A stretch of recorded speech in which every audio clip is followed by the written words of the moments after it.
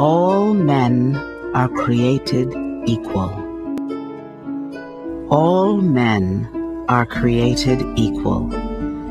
It's the lofty and revolutionary ideal at America's core.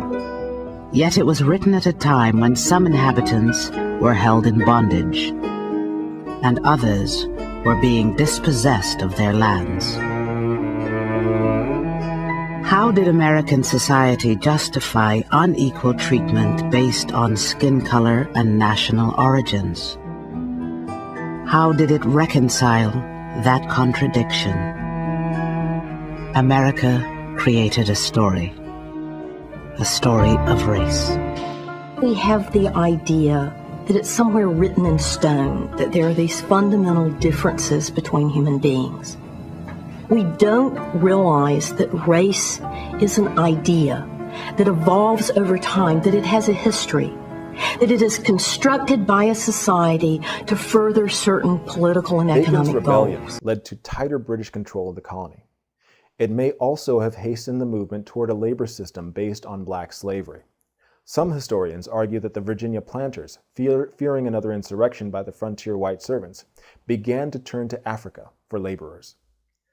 The strategy was to divide blacks and whites by creating an artificial color line. It's at this moment when race and racism radically alters the system of forced labor that had been practiced by human civilizations for thousands of years by injecting race into the equation. Again, Tim Wise explains.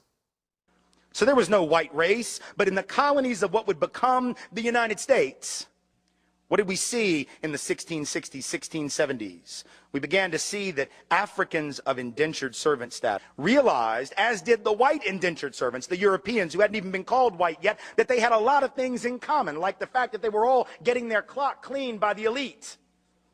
And so they would get together more than our history books taught us, to foment rebellion against the elite, to try to get a better deal for themselves on the basis of economic necessity and economic justice.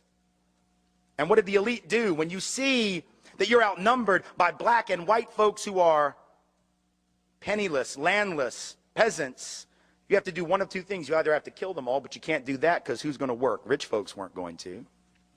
They had to get poor people to work.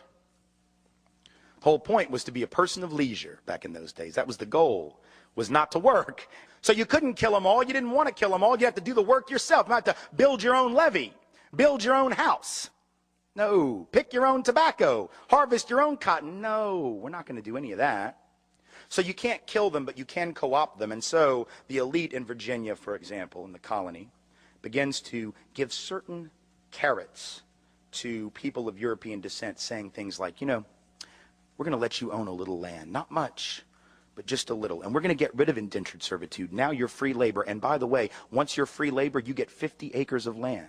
Just because you're free labor, see? So we're going to cut you in on this deal. We're going to let you enter into contracts. We're going to let you testify in court. And here's the best of all. We're going to put you on the slave patrol to keep those people in line, right? The idea was you're still going to get your clock cleaned.